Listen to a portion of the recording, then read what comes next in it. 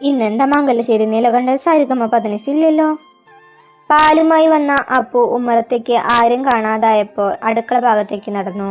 പാലൊഴിക്കാനുള്ള പാത്രം അടുക്കള ഭാഗത്ത് വെച്ചിട്ടുണ്ട്, പക്ഷേ വാതിൽ അടച്ചിട്ടിരിക്കുകയാണ്. അപ്പു പാല് പാത്രത്തിൽ ഒഴിച്ച് വീട്ടിലേക്ക് നടന്നു. ആഹാ, നല്ല ബെസ്റ്റ് പാട്ട്.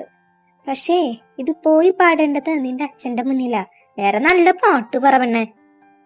അനഘയുടെ പാട്ട് കഴിഞ്ഞ ചുറ്റും കയ്യടികൾ ഉയർന്നു. എക്സലന്റ് അനഘ, വളരെ നന്നായിട്ടുണ്ട്.